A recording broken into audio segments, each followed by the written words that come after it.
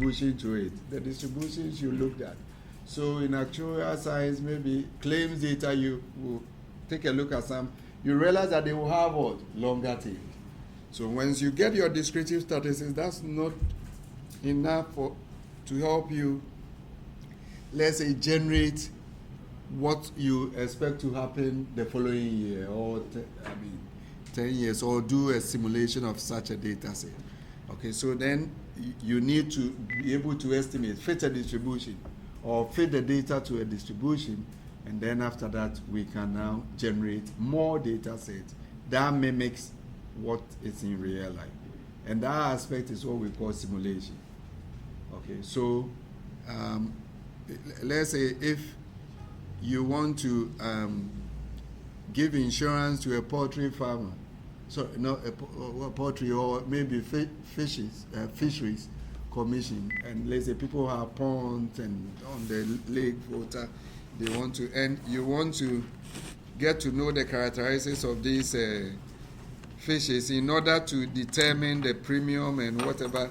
You cannot go and get all the fishes out and measure their properties and put them there. No, they will all die, right? But if you liaise with somebody from the fisheries and oceanography department, they can help you to fit a distribution to it. So I can actually sample fish characteristics on the laptop, and that's simulation.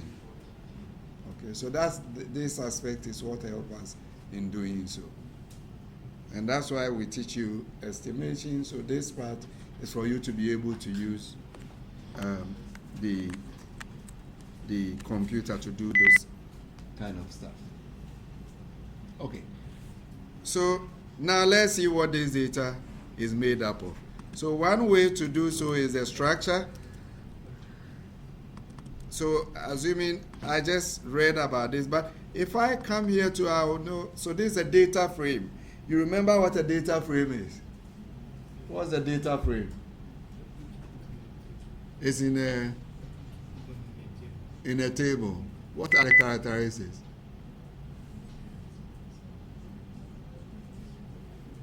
Well, what's the characteristic between a data frame and a matrix?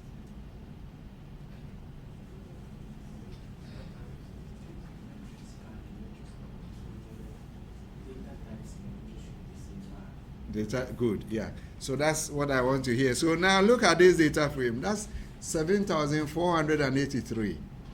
And these are real data sets. So, for example, your project, you can use such a data set. And you can refer to it. So it's not every time that you need to go to, getting data is not easy, and the time frame and so forth. So these are real data sets.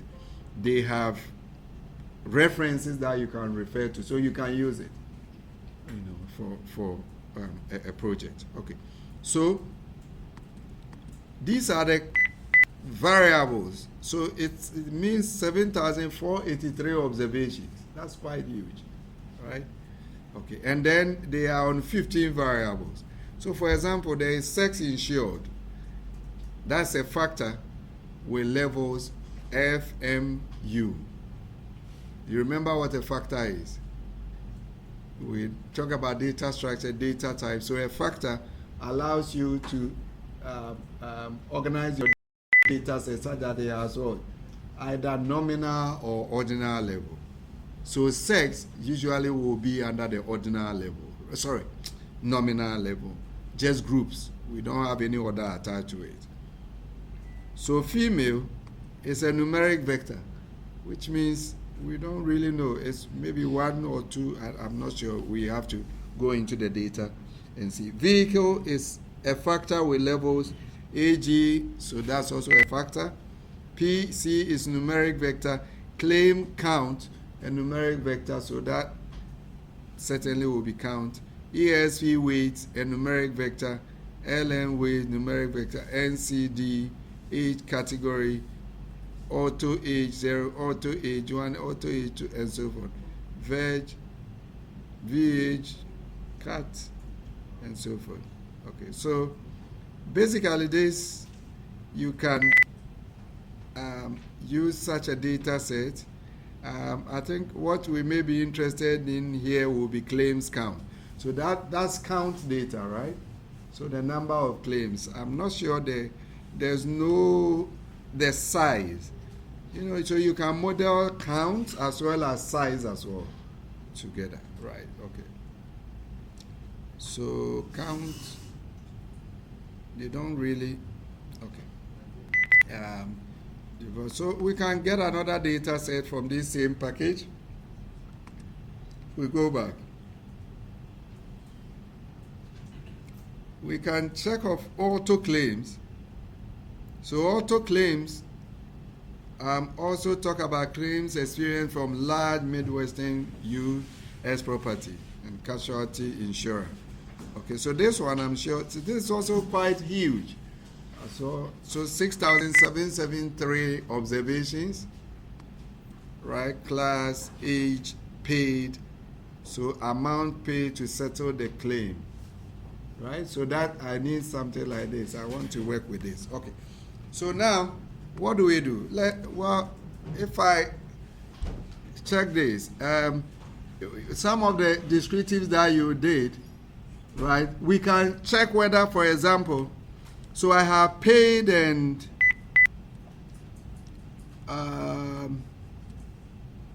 gender. So I may be interested in checking whether claims paid, okay, those that were paid to females, are they more than that of males and so forth? Okay, so sometimes it becomes important to do such comparisons. Why would we do so? Because then it will help you, let's say, in your marketing and also in your budgeting as well, or even deciding whether to create a new policy for a specific gender group and so forth. Okay, so if I want to analyze any data set, what I will do first is to look at the descriptives, right? So let's look at descriptive statistics for the claim amounts. What can we do in order to get these statistics? Summary, that is one. What else? Describe usually is good because it gives you expanded statistics for you to talk about it. And for describe, we need what? Library, mass, right? Sorry, psych. If you don't remember this, let's say you get back to your work 2 years, you can check on Google. You want to do, and there are several packages giving you other functions that you can use. Okay, so here we can use the describe. Now remember that this one too, we have not loaded the data set, so we won't have access to it, isn't it? If we want to do it, we must copy data claims, auto claims, and do it like that. So then I can have auto claims. You see now it shows, I put my $sign, and then I select what? Paid. So once I do this, it tells me all these, or it gives me all these statistics. I can open it like this. So it's too small, right? You should have told me. Is it better now? Yeah, okay, all right. So the variable, we have only one variable because we only put in our claims. How many? The sample size is n, 6,773. The mean is 1,853. Median is 1,007. Look at the standard deviation, even more than what? The mean. What does it tell you? So from these three statistics, you should be able to describe the nature of this distribution, the nature of this data. What can you say about the data? Yes. What can you say about this data? You have the data set, the mean is 1853 or 1853.03. Its standard deviation is 2646. It has a median of 1001. Trimmed.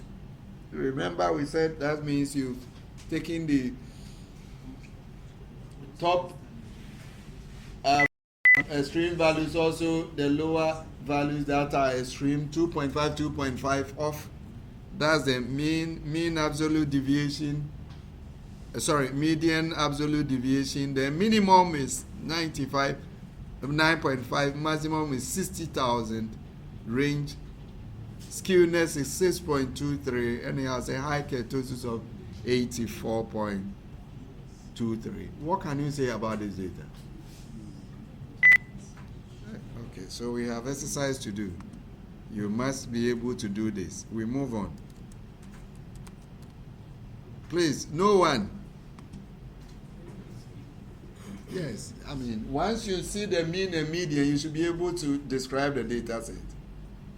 And even the skewness too is positive, it's 6, quite high. So what can you say about this? My dear friends, let's move on. What can you say about this data set?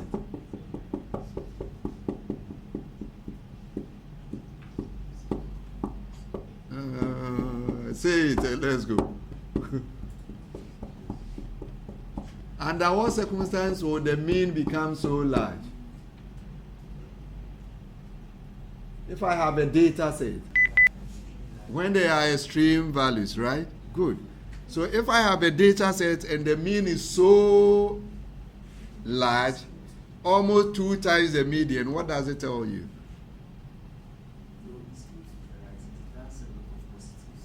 It has a lot of huge data set.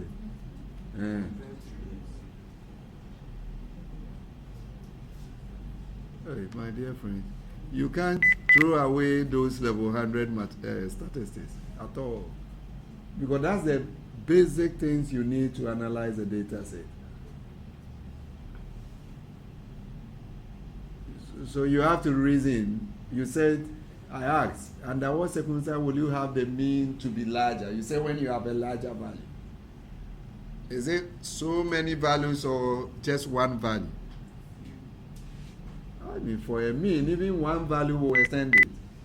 Yeah, so once you see that, it tells you that the data is skewed, and it should be skewed towards the positive side. It means that you have some unusually large value, which is pulling the mean towards itself. But it won't have effect on the median, because the median is just checking the middle part. What will divide the data into 2 equal parts. Right, so that's it. So before I even draw a histogram, I should be able to tell what the data looks like from these statistics.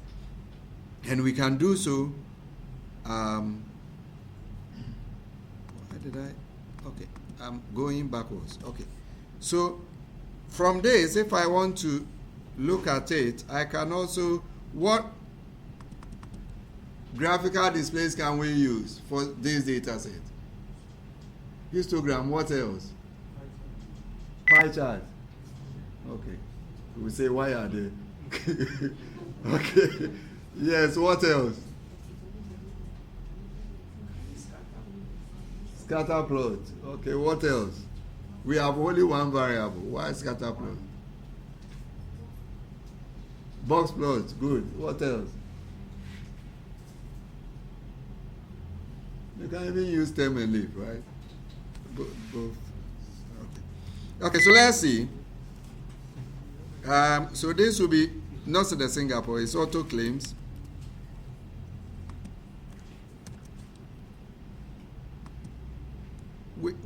Even though we are doing this, let's say at the master's level, we can't leave out these basic ones. When we are asking you a question, we will build upon that. So please make sure you can actually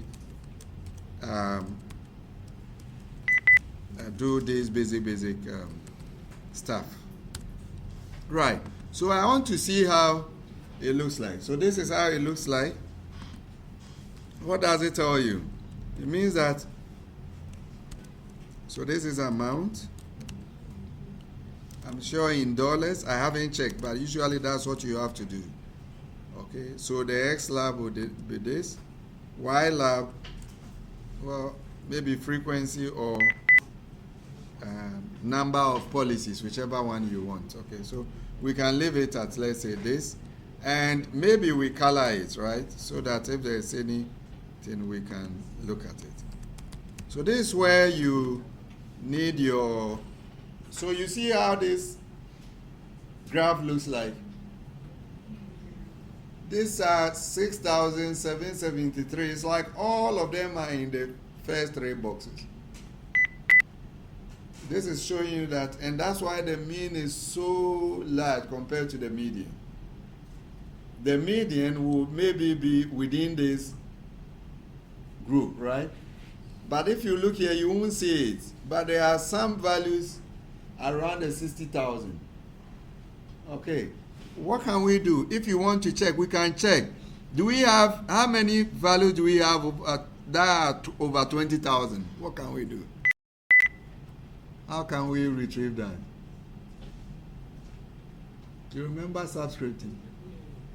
How can we retrieve the values over 20,000? It's just like the everyday maths we do. If you have these values and you want to get them to check those over 20,000, what will you do? You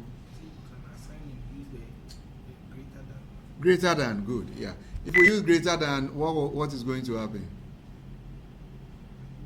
And now, if we say auto claims paid greater than 20,000, what will be the results? True or false. That true or false, we can use it to retrieve those that are over it, or we can find the percentage of the claims over 20,000. That will help us to, so we can say that what is the percentage of claims over 20,000? How do you do this? Well, we can use mean because mean will divide by the total, right? Is that okay? Yeah, so mean, then I call auto claims. What do I have to do? You said pay, then we are going to check greater than what? 20,000. So if we use sum, remember true is 1 and false is 0. So if I do this, it means all the true will sum all the true and divide by the total number of what? Observations. If I multiply by 100, it gives me what? The percentage. So let's see. So how many claims paid are over 20,000? Whoa, that cannot be. Is it 200? We have to check how the data set is.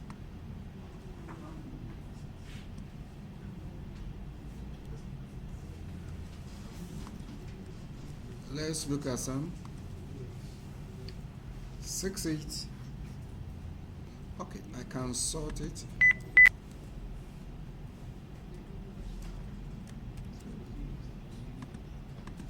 Because it can be 99%.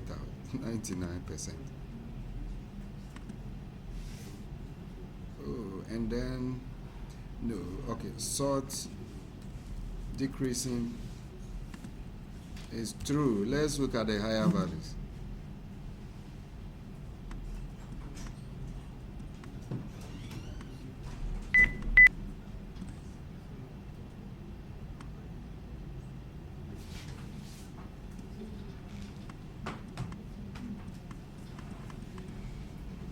So we have 60,000, 59,000,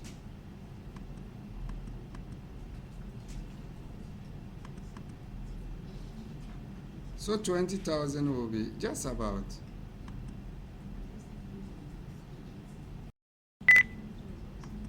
It shouldn't be more than, okay, 16, 17, 18. Yeah, only 18. Unless, okay, sometimes let's look at the way it is stored. Amount paid to settle a claim, a numeric vector. Okay, so let's see. Oh, why did I put, it's my doing. Sorry, I made a mistake. You see, I put a comma after the 20. How does it recognize that? So that it's like 20 point something. And it was like almost every data set was greater than it. So this one is less than 0.2%. This is everybody okay? So programming, even though it makes life easy, you have to be careful, otherwise you throw everything overboard. So just a comma, but because I know what I'm doing and I see the graph, and I can tell that under no circumstance would 99% of the observation be greater than 20,000. So I go back. And these are some of the things, if you are not careful, AI will let you commit. That's why you must know what you are about. Okay? And then it helps you to achieve your task. Okay? So when you make a mistake, you can easily tell. Okay? So we cannot get this value. Then I went around, check, and I realized, okay, I put a comma here. I was actually treating at 20 point something. So almost every data set in there is greater than that. And that's why we were getting that 9999. But as soon as I take it off, we have this, and I can multiply it by 100. If I do so, it tells me that I have what? 0.26%. Okay, that's less than even 0.5%. Okay, now, so the values on the right, 60,000 and so forth, you realize that in some years you may not have it, right? But once it has occurred, you need to look at it. So if you truncate your data here around 20,000, you may say, well, after 20,000, of course, we can pay. There's no need for reinsurance treaty. Okay? So if you are not careful and these 60,000, two of them occurs, then the company is almost bankrupt. Okay? Because you have not budgeted or you do not expect such a large observation. Okay, so we call these streams. That's my research area. That's what I do. So values like this, when they occur, first thing you need to do is to check. Sometimes it can be a mistake. So somebody is writing 60, end up adding 0 or even 2 zeros. Okay, yeah. So if you check and it's actually a record, then you need to pay attention to it. In statistics, there are two schools of thought, right? We can do what we call robust statistics that seeks to reduce the influence of such observations. Okay? And then we have the extreme statistics point of view, where we rather give importance to these values. Why do we do so? Because when they occur, it causes so much devastation. So, for example, we this morning they said they are not coming for classes. Why? Because it rained. Because people's places are flooded and they cannot come. It means these are extreme stuff. Even though it recurs every year, sometimes it gets overboard and there is flooding everywhere. If you are an insurance company, around that time, you get claims coming in, right? Okay. So these are important, but in extremes, what we do is that we would rather not pay so much attention to the smaller values. And smaller is relative. Because this graph, I can also get one in which all of them are on the right, and then you have small values at the end.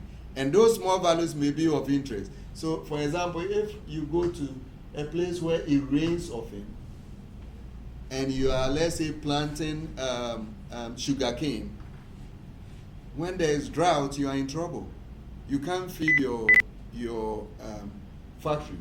So, in such case, drought, which is lower rainfall, becomes an extreme stuff for them. So in that case, the graph will have what? A negative skewness like that. Okay. And I'll give you a paper in which you see those negative, when we have negative skewed data. And they occur in actuarial science a lot. So most distributions are also being done so that they cater for such behavior. Okay, please, any question? Any question? We want this to be interactive and more practical, so please speak up so that it's not like I am only saying those. You are, even in the industry, you are encountering them. Okay, so bring them forth so that we discuss it and see what this can be done. So those that will be interested in doing your project or thesis, those that want to do MPhil, these are some of the things you can look out for, right? So we build models to predict those large occurrences. Okay. One other way is that, okay, so this data, the maximum we are getting is around 60,000. Does it mean that we cannot record 100,000 or 1 million? Okay. Now, we'll realize that later on we'll do something. We'll talk about exceedance probability. The probability that if you have this data and you want to calculate the probability that we record a claim more than 200,000, automatically is 0.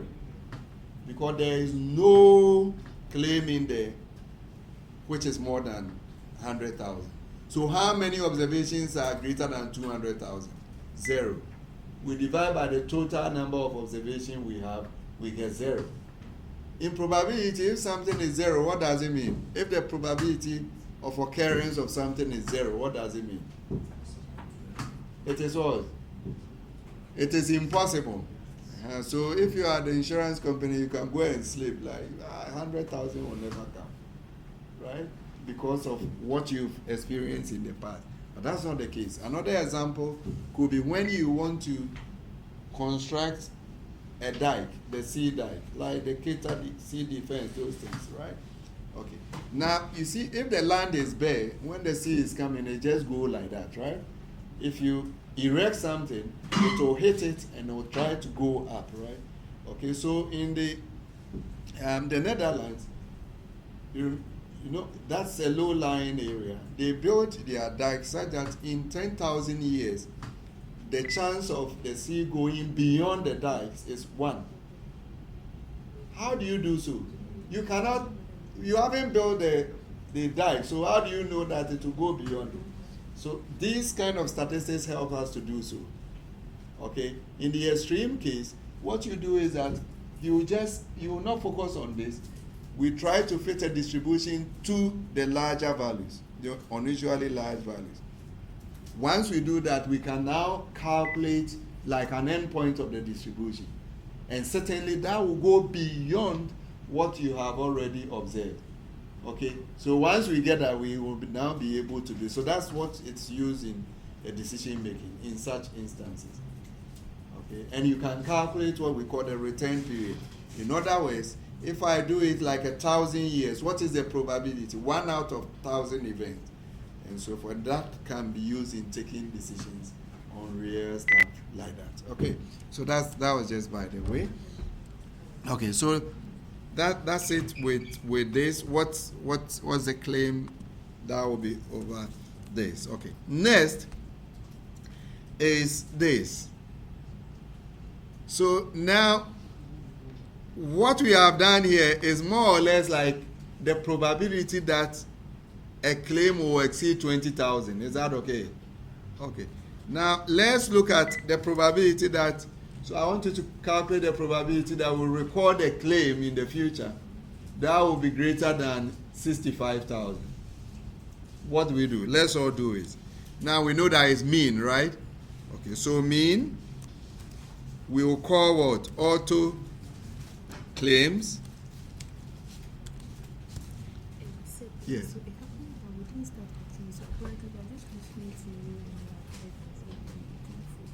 You can't follow. The first one. You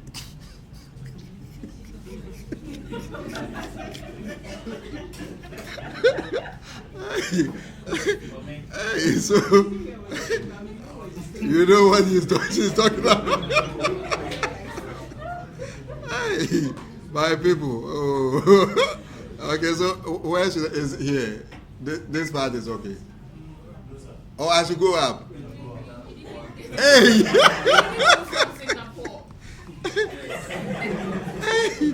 Here. We didn't move from Singapore. Oh, but Singapore, we did not. We just. Hey. Data. Retrieving the data from Singapore. Oh, it's just data, Singapore. We didn't get it. You couldn't.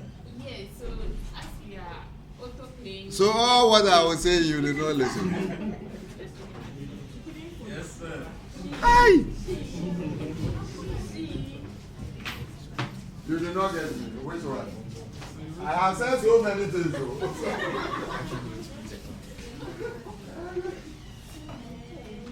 So after listening to me, you are saying you did not get me. Which one? The Singapore. Oh, I'm sure everybody. I said something. You see, it tells you that for you to get Singapore, what's the first thing you need to do? You need a package and you need data, the usage. So if you don't do you Singapore, but Singapore will not. Even if you take a plane from here to Singapore. So let's do it quickly.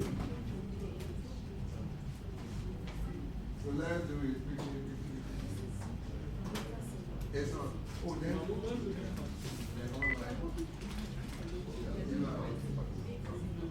Who else? Any other comments? Let me go.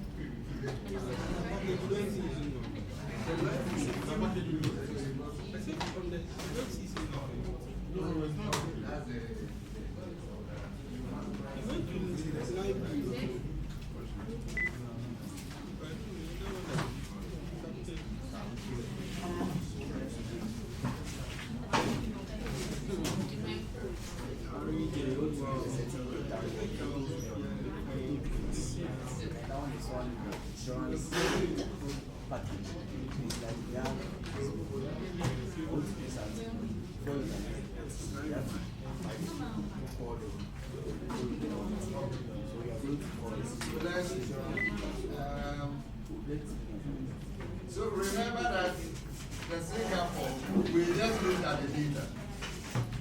With the structure, we did not do anything. Then I said we should go to, we are going to use describe but you can leave it.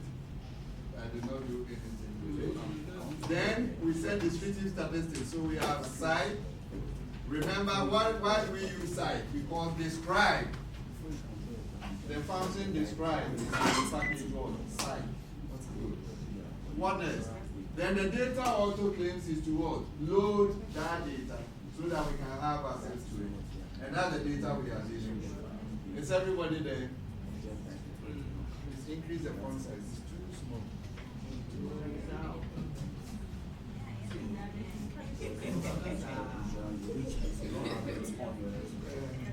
This size we need it for more than 100.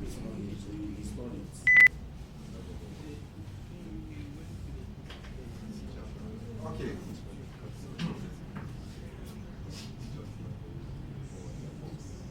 Oh.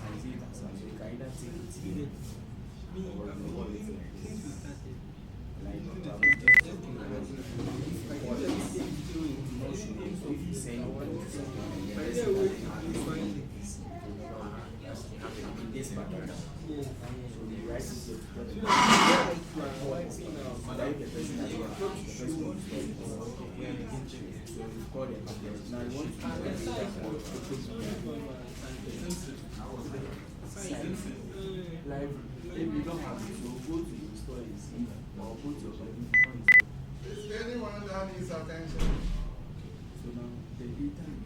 So can we move on?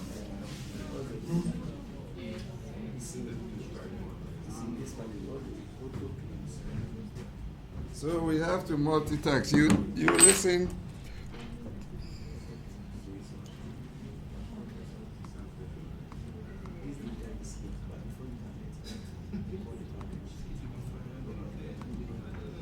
So maybe I should put in comments. I'll send you this as well on your page. So load. So load the package. This one loads the data. And then this one compute descriptive, compute statistics. What else? Then this, what do we use this one for?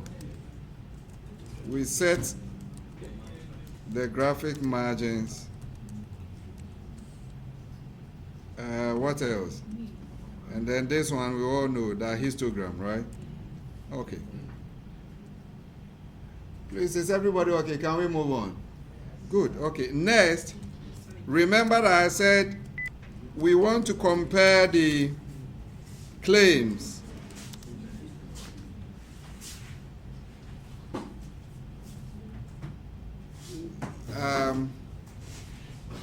With respect to the gender, right?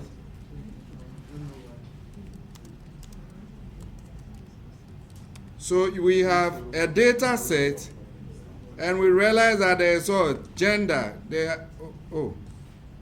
I think I have not ended. Okay, so let me go back. Okay, so here we solve this problem. What was I going to do here? Yes, so that will be paid greater than what? 65,000. Now this one, before I do, you should know the answer. What will be the answer? 0. That's what I was talking about. But it doesn't mean that you cannot experience a claim of that magnitude. So that's what I was saying, that statistics of extremes enables us to be able to cater for such unobserved observations. Otherwise, if you resort to the classical statistics, you will say, well, this one can never happen, because that's when the probability is 0. Okay, so that's it. So that's by it. But that's for those who. Then the next thing is, how do we compare claims with respect to gender? Right. So, 2 things. If you look at, you remember describe by. That's one way. So, we can use describe by, and that X will be our claims, auto claims, paid, but we want groups, right? The group should be what? Auto claims, gender. So what this is going to do is that it's going to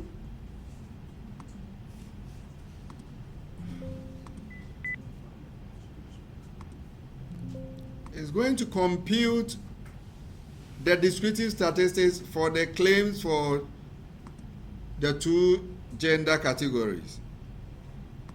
And there it is.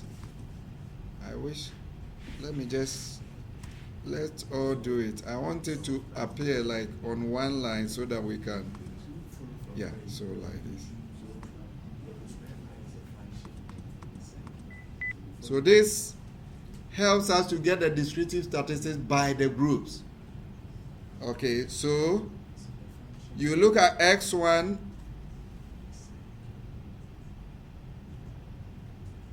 variable 1. So when you look over here, you remember the total sample size was 6773. So now we can group them and know those that are females, 2,582.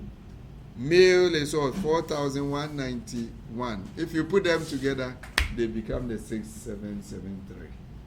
Right. So here, if you have this, you can say that, well, if you look at it, there's about close to 60-something% will be what? Males. And we can compute it quite easily and record it.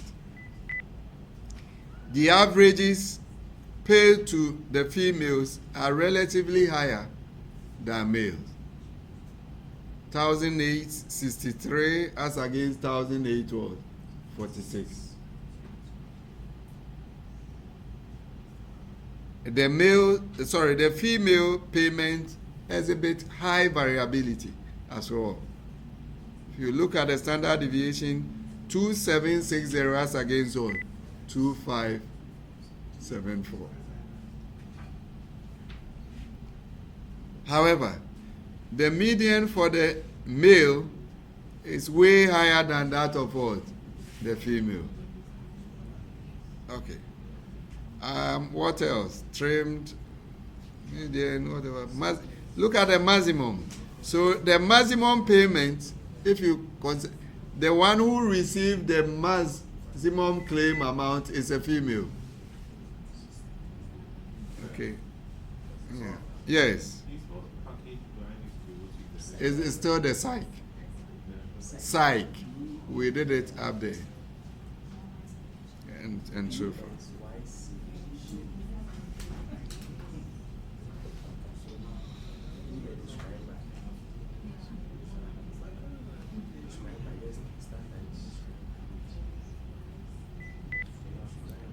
So these are all statistics. Yes. Yes, please go ahead. Yeah, there are two. Any of them will work. Describe dot by and then describe by. Any of them will work. Please, anybody that needs. Are we okay? So, if you are to compare groups, you do not have to take this and say, well, n is equal to 2582 in the female, whereas male is 4191. Mean is 1863, 184. I mean, no. That one we can see it from the table. Is that okay? What you need to do is to make meaning out of the values that are on the table. Right? So one of the things I can say is that, well, if you look at the medians and the means for each group, the means are larger than what? The medians. This shows that in all the two groups, the distribution is what? Positive. In other words, most of the claims are smaller and occasionally you have what? Larger, unusually large claims. That's it. The largest payment was made to a female. I'm not going to mention the number and I'll go and mention that of the male. Do you get what I'm saying? So you pick bits and pieces, salient points, but don't repeat what is in the table. That's a key thing. People compute percentages in tables and then no, that's not statistics. Okay. Any question? Can we move on? So you see that we've started this. We are not just going to fit distribution. We are going one step at a time, getting descriptives and be able to comment on it and so forth. Now, what else can we do pictorially to show this comparison? The graphical displays that you did, what can we do to be able to compare these pictorially? Which one? Bar plot. No. Bar plot is for categorical data. This one is quantitative, just that we have divided them into two groups. We can actually use a box plot, and that's very well. It will put them side by side, and then we can actually check which one. So what we see over here, we can also see some of them in a box plot. Okay, so let's do graphical comparison. Please, if you don't understand anything, ask. That's why we are here. Okay, here we want you to understand the concepts. This same thing they are taught in the undergraduate, but when you are telling them this is what you use, they won't understand. It's when they grow they will understand. So yesterday I was with my one of my MPhil students who is writing a thesis, and then we were working with some fisheries data. But I mean, when you sit with people, biologists, they are doing their data, so that's where you see the importance of statistics. And it doesn't matter whether it's level 100 or whatever statistics. It does the job, and it makes you, see what you need to see over there. So please don't take them for granted. They are very important. That's why we are taking our time to do so. So for graphical comparison, we can use box plot, right? How do we get a box plot in R? Box plot, isn't it? The full name is box and whisker plot. Okay, so box plot, if you go here, you can check function. The box plot, its usage, there are two. One is formula, one is X. If I have a data frame and I put it in the box plot as X, it's going to plot every variable. Okay, but this one, I'm not going to plot all the claims paid as one. I need to divide it, right? So I'm going to use a formula. So I copy this from here up to the data. So all what I have to do is that I need a formula for this, and its formula will be what? So the formula will be equal to, I need paid. So you have to be, and the spelling must be right. So usually I prefer to go to where the data is.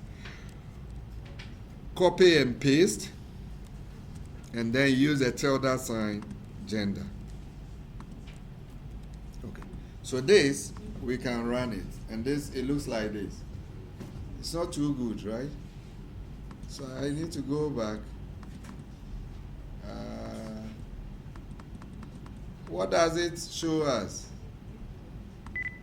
These graphs we have over there, what can you say?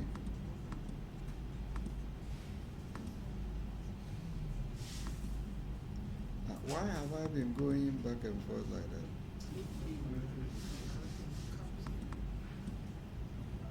that? This, okay. Describe, we've done that. And then box plot. So, there we go.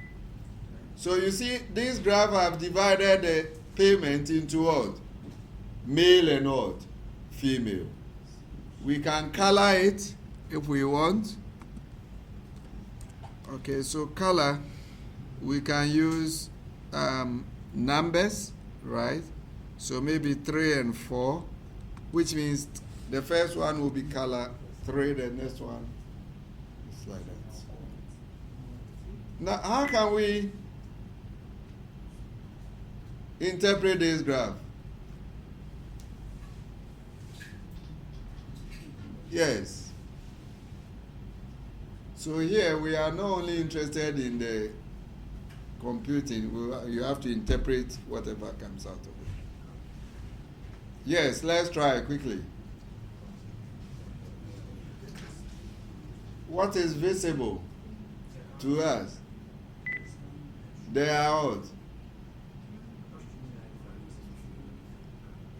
Yes, if you look at it, they are what?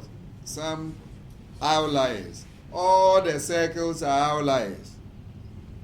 Right? Okay. And they are all larger values.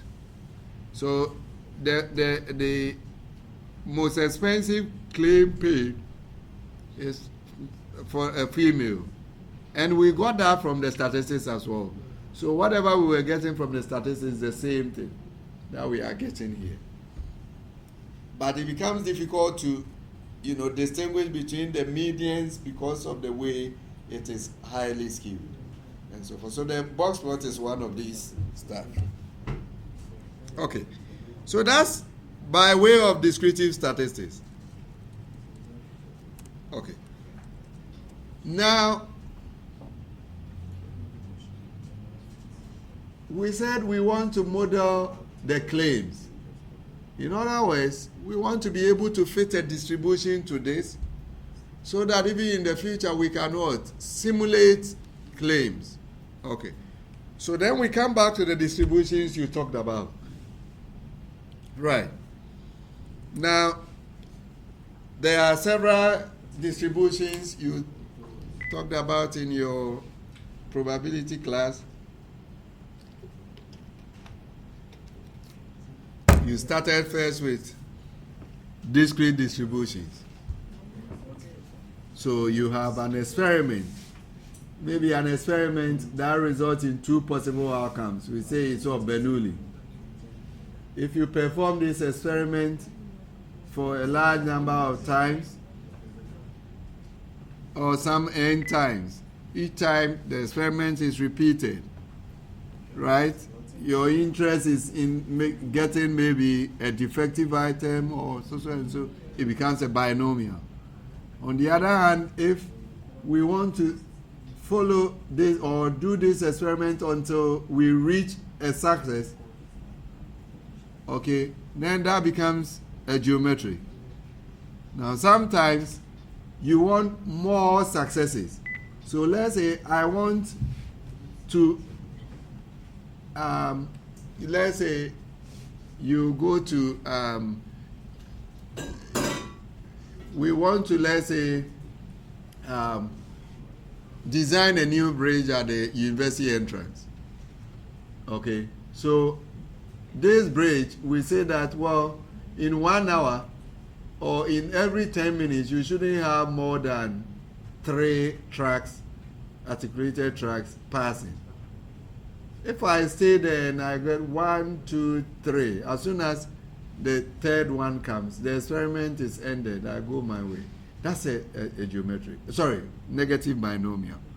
Because each time is a geometric and then you add on and so there are several distributions you can talk about in the discrete case. Now, then we come to the continuous case. You can have uniform distribution, you can have exponential distribution, the normal distribution, chi-squared TF, all right? Then there are Pareto distributions, Bayer distributions, so many of them. In fact, every now and then, people are coming up with new distributions. Okay. Each of them has its own advantages or the underlying random variable giving rise to this. So, now, remember our histogram, right? So I'll go back and plot our histogram. Now, if I tell you that I want to fit a normal distribution to this, will you agree with me? A normal distribution must be symmetric. When you draw a line of symmetry, it must what? Divide the graph into what? Two equal parts. One should be a mirror image of the other. Can that distribution fit this one? No. So that's not a candidate distribution when you want to do this. What about exponential? Does this show an exponential decay? Maybe. Yeah, and so forth. So we can now begin to, get distribution, maybe a chi-square, a t, or an f, and so forth. All right, okay. I want us to take a break. Just some 5 minutes break to stretch up. If you are sleeping, please stretch up. We don't do programming and sleep. The histogram. I should go out.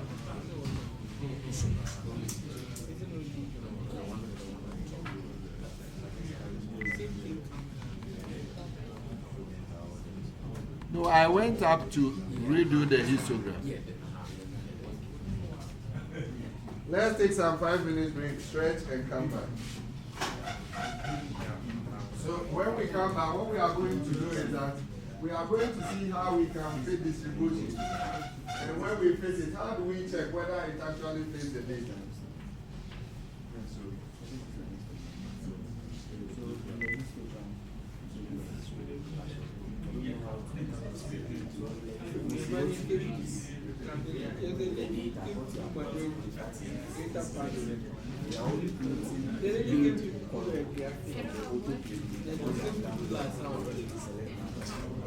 Then the name will tell you the heading.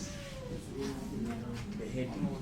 So if I have to put something, let me just put it.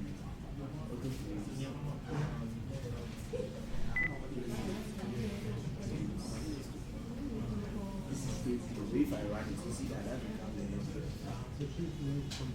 Yes, that's the heading of the graph. And then X will be the X axis, the limit. Then if I want Y now, so it's label this X axis, then Y now, so label the Y axis. Then the color will be the color of the vessel. So if I run this, you see what I'm saying? Now, the green and then you see amount of X. Now, if you don't put everything in X and Y, it will automatically be decided. I mean, that's what I want to change it. Let me illustrate. Now, it's when I run it, see amount of auto-clean, that is the data we are using. And this one is telling the frequency. How many of them are using it? It's about 6,000. Then, the color, you see the color I chose, like I can choose red. Then pink, that's the main. Main is always the main. I didn't mean that you see the mistake.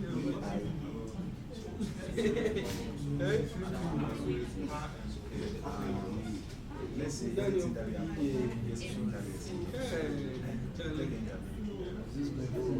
it depends on how it is. So to know how it is, so if you know you are using I want to use scatter blocks. It's just blocks. So I'll get question mark them blocks. Then just run it. You see how it is used here. Let me just let's do the histogram. So the histogram is question mark and run. You see it. You see that histogram. So this is how it is. So you see when you go down, you do an example for you. So you see, this is an example.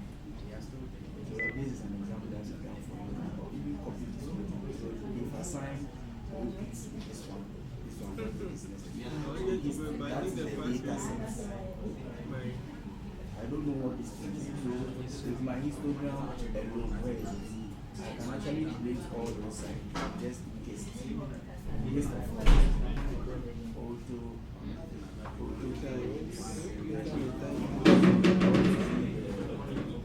let's say each. So I can actually manage only this one to show up here.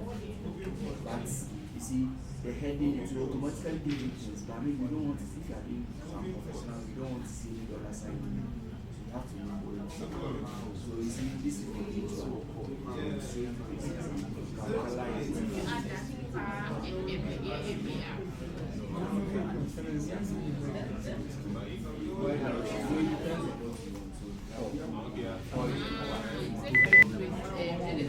I want it to shred, then I'll just and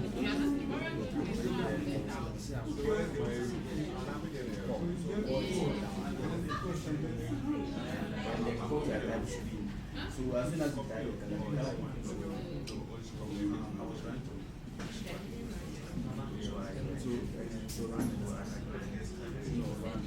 if you want to run it, we most likely for control left.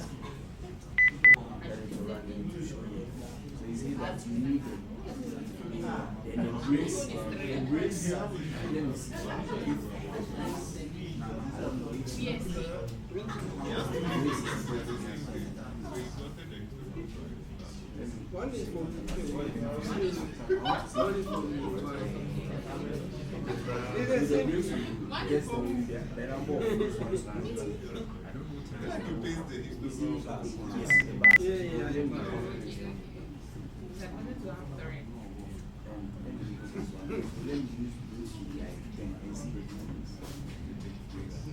Okay. Now let's get back.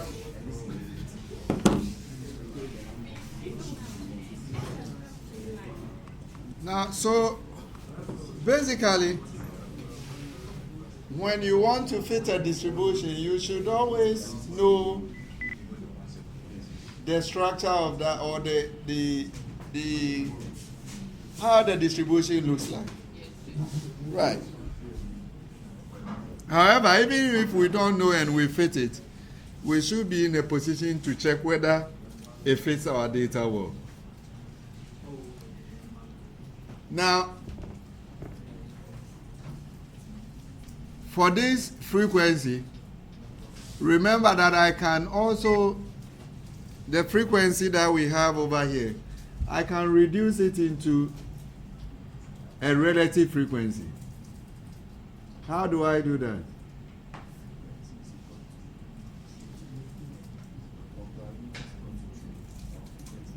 No, in basic terms. If you have frequencies,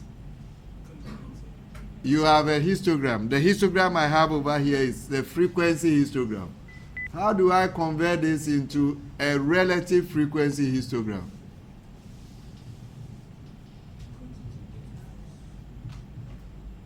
Hey, my friend, you are way up. In the basic terms, if I were to give you a table right now, then I say construct a relative frequency table. How are you going to do that? Each category divided by the total. So if we are dividing each frequency by the total, what is the highest value our relative frequency can get? 1, good. And the lowest? 0. So it means that what we have over there, 0 to 6,000, we can as well reduce it to what? Some 0, 1. Where 1 will be what? The highest frequency. Okay. All right. Now in R, we can do this. So if you check the histogram, let's copy our histogram here. Why are we doing this? Well, when we fit a distribution, we cannot fit, we say density distribution, right? Density frequency, or a density function, I should say. We cannot have 100 as the probability. The probability is between 0 and 1. So I cannot have a data set in which I have a 6,000, and then I fit the probability distribution to it. The thing is between 0 and 1. So you realize that if we do so, it will be on the x-axis, because it can't even lift up because it's between 0 and 1. Okay, so before we do this, we should just do haste, and then you see this value. It says what? If you check this, what does it say? Freq is what? Logical. What is logical? True or false? Good. If true, the histogram graphic is represented by what? Frequencies. If it is false, what does it say? Probability densities. Right. So this same histogram, we could actually input in frec equal to false. Remember false, we can just use one, just F or what? False like this.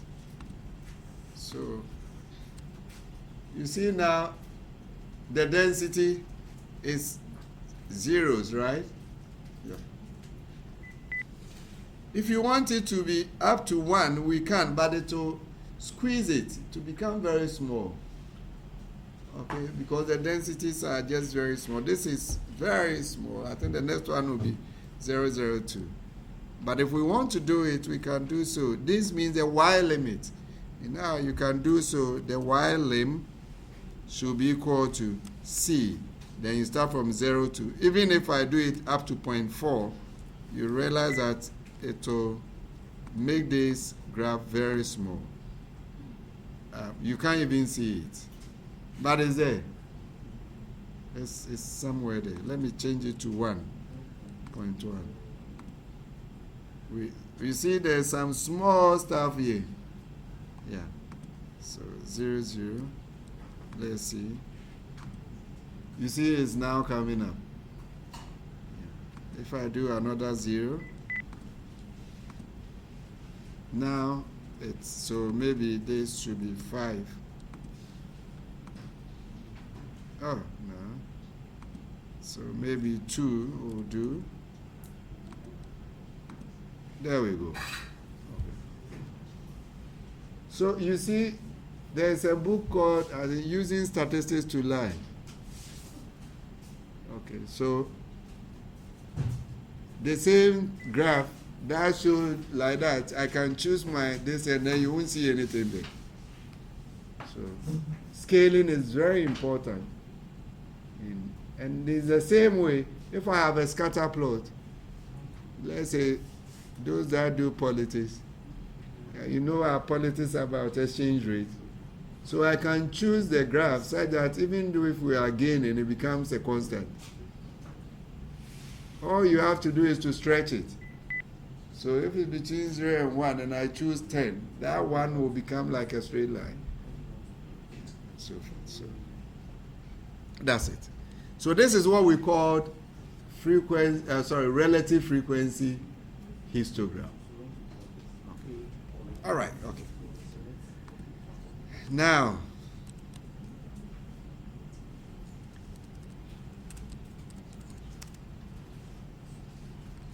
we are going to talk about what we call quanta plot. These are all descriptive stuff towards estimation. You know what a quanta plot is? Well, what is an order statistics? You know what an order statistics is? Everybody here knows how to find a median. How do you find a median? No, that's not where you start from. If you want to find a median, what's the first thing you do? You order. Okay, so what you order is in statistics what we call order statistics. Good, okay. Now, it means that what I got you.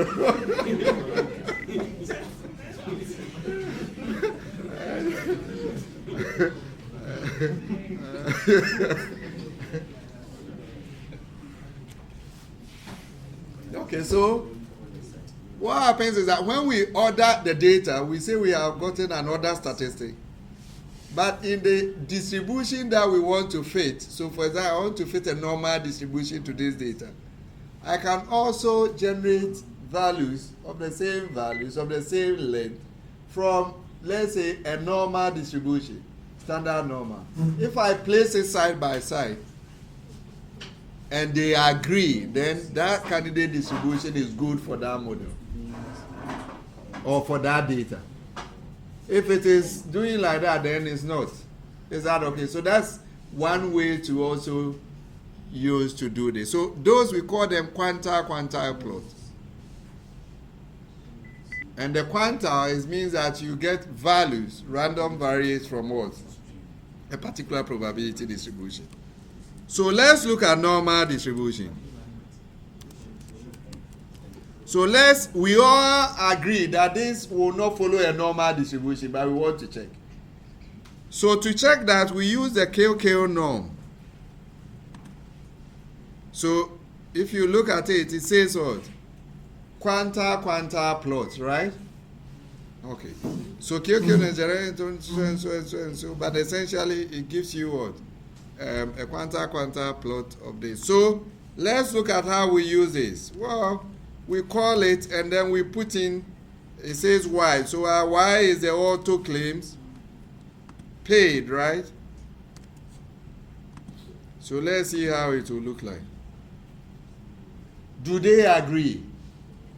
If there's agreement, there must be a line between what? Cutting through the 45 degrees line. Is that what we are seeing? No. Please, is everybody okay with this? Good, okay. Yes. You are typing. Okay, type. We are waiting for you. Type, but type fast. Okay. So these are very important. We will do the graphical aspect, and then from there, we will now begin to select. Once we select a distribution, how do we estimate the parameters of the distribution? That's the estimation part. So let's do this quickly. When you finish, we are going to do that of exponent. Yes, that's it. So please, when you are plotting, collapse the entire space so that it's only plot. Don't leave the environment. On the right hand side, collapse it so that it's only the plot that you see there. Good. Okay. Now I want you to, did you install the package Read? Okay, good. So if you are done with this, you now do question mark ESP. So that is exponential. Then we have Pareto, we have log normal, we have a whole lot in there. So then bring in. And then start typing ESP. That is exponential. Then Pareto 2000, Pareto JQ. Weibull QQ. Log normal QQ. So many distributions you can find in there. So all of them, we are going to do the same thing. We'll get the other head.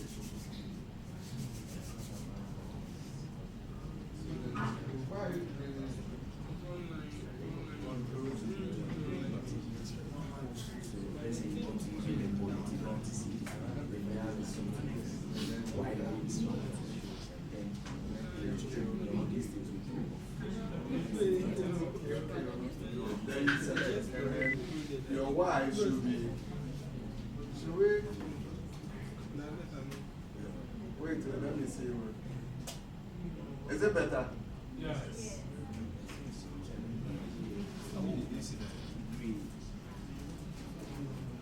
So KOKO no, then your Y is a data we are dealing with. Are you okay?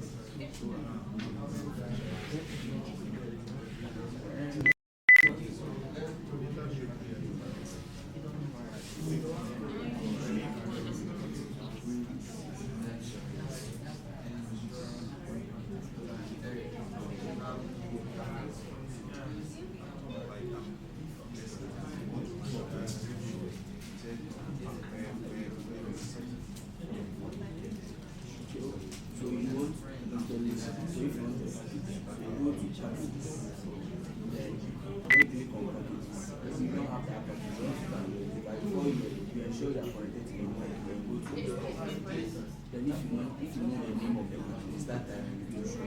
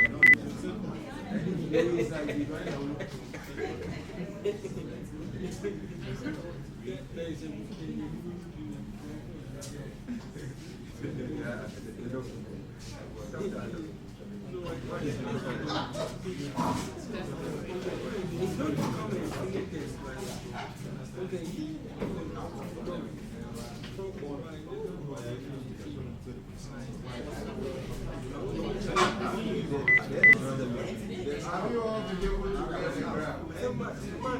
Okay. So now what we are going to do is that we've seen QQ norm. It's not that good, isn't it? Yes, it's on collapse base side. And then make sure it's almost apart so that you see your graph nicely. Okay, next is that I said you should go to where? Make sure there are other QQ plots in the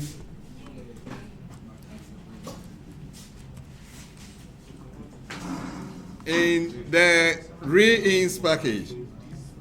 So library, please let all, if you have gotten this one, let's move on. So let's go to re-ins. So let's type re-ins. Make sure you load this. Then we do question mark, ESPQQ. There it is, right? Question mark, we do it like this. And it's called what? Exponential quantile plot.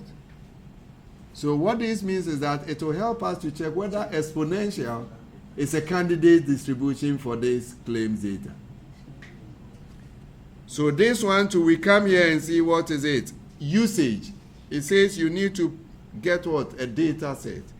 So what do? We can just copy this, bring it here, and close it, and then we say, I'm going to give a comment that exponential QQ plot. There are so many of these QQ plots in the arrays data. So the same data, you come here and copy, paste, and run it. And there we, this and the normal distribution, which one appears to be the better?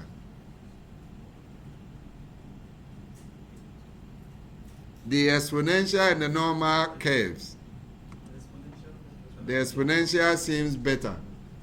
Right. But we can get other ones. So we move on. Remember, the data is what? Heavy tail distribution. So we need a distribution that has what? Heavy tail.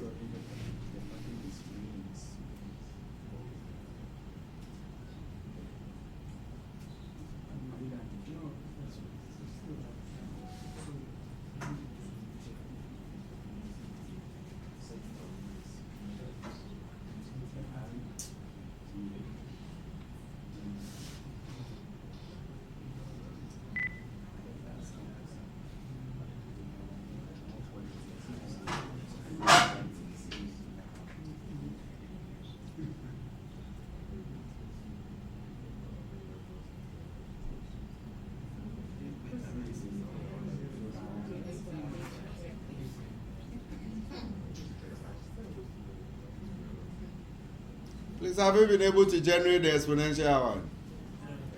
Anybody facing problems so that we attend to you? Okay. Now, if not, then let's move on. Let's look at Pareto. Pareto QQ. There's also another one called Pareto QQ. So we can move on and do several of them. So that also gives us empirical quantities of Pareto distribution. So data is equal to the same data auto claims.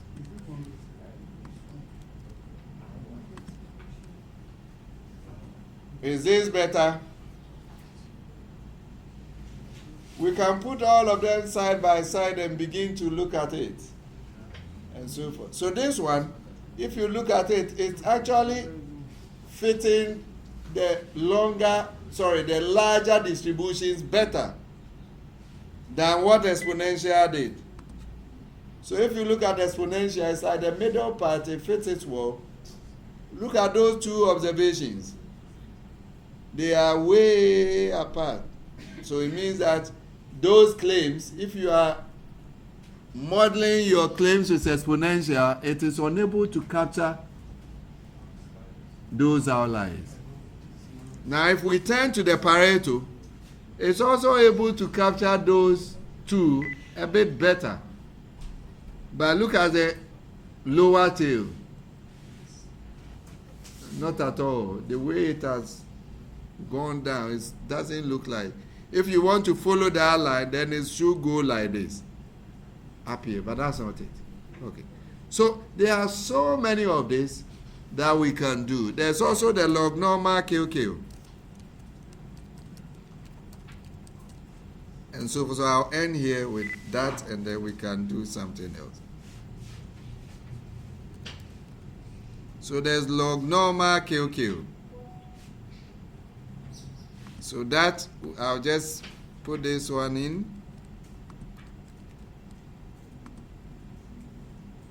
Look at this one. What can you say? Is this better? Way better than all of them. So the log normal distribution has a longer tail. It's extremely long tail, so it's able to capture the tail of this distribution quite well. But this will not help you to simulate now, because we don't know what are the parameters, the estimates of the parameters of the log normal distribution. So the next thing we do is, how do we fit the distribution itself to this data?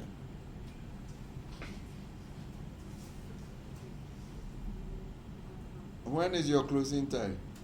8 o'clock. 7? Okay. Then we have more time. They say the butterfly always say there's more time. Okay. Now, how many distributions have we? 4. So you realize that we can put all the 4 in one graph by doing MF row C22. Okay. And then I'm going to call all of them.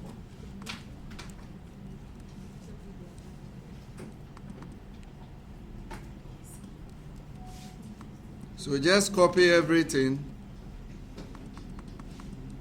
Exponential.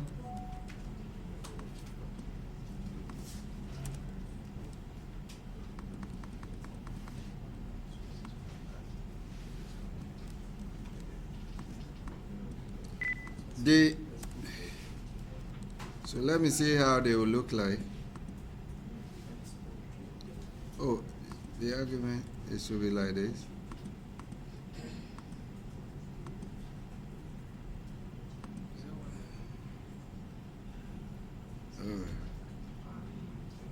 So I can also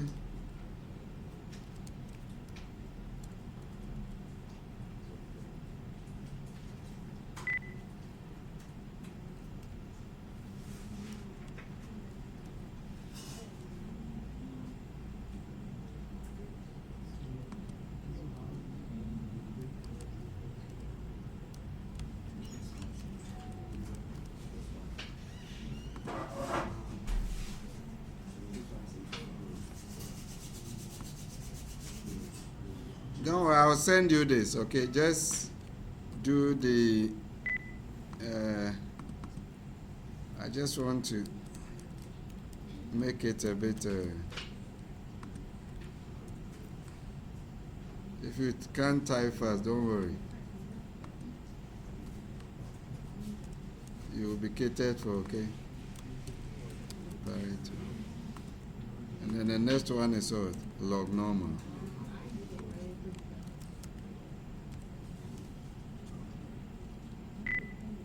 Okay, so oh.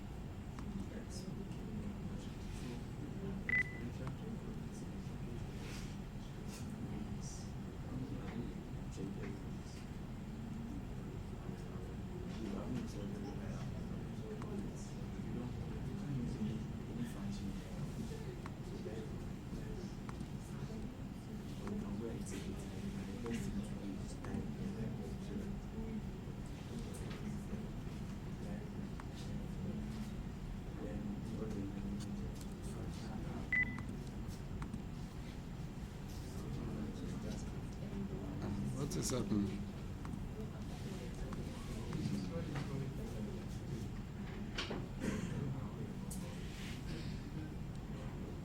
Okay, it's unable to get the. I'd rather put.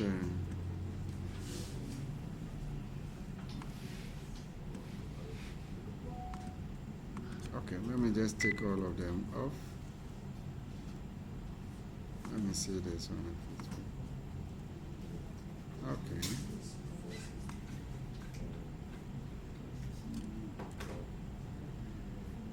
Yes, have you been able to do all the four?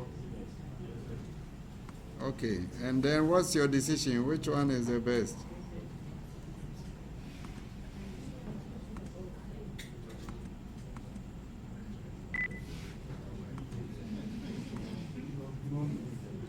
Log normal.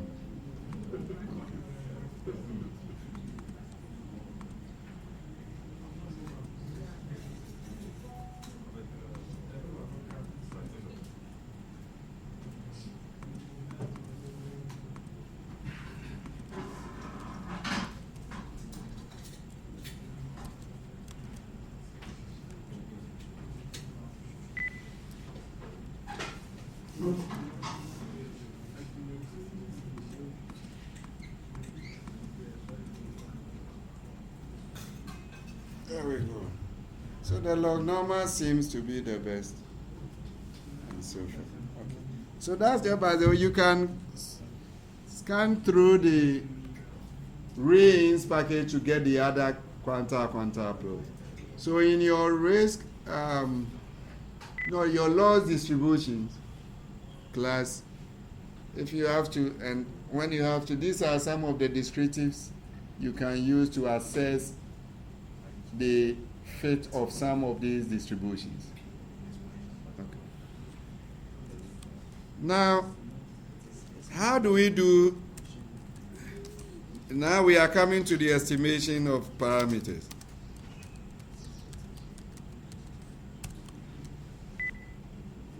So in your inference class, you might have come across moment estimation, maximum likelihood, least squares, all those kind of stuff. There's also the goodness of fit criteria to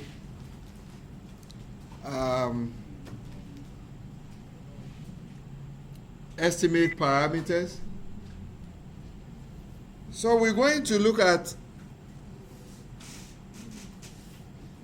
inbuilt way of doing it, and then we'll see how we can do it on our own. So, please, are you done with the graphs? Because I'm moving on to a new area. I need your attention. to get the principles. Now, how do you use the method of moment to find the parameters of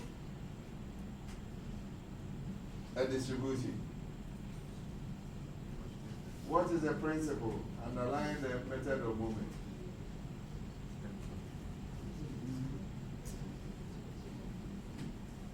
So one thing about programming is that you have to understand it from the basis. Okay, other than that, it will be difficult unless something is doing it for you. But if you have to build it from this, you must understand a problem from its basic principles and building blocks. So let's see, how can we, if we say method of moment, what do we mean?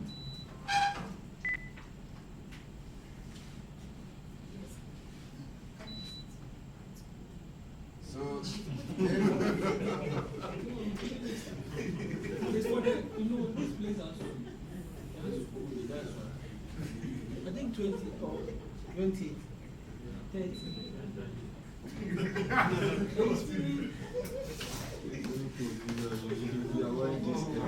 No, it's because of this one.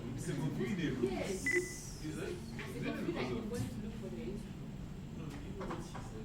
okay, let's now think about specification. Okay. Please, method of moment, maximum likelihood. If we don't know the principle, then whatever we are going to do is like it is going to run us. We want to run it, not the vice versa. So we must understand the principle before we move on. What is method of moment? You've done this in your inference, is it? Dr. Issa, right? Estimation. Or who taught you? Dr. Jambo.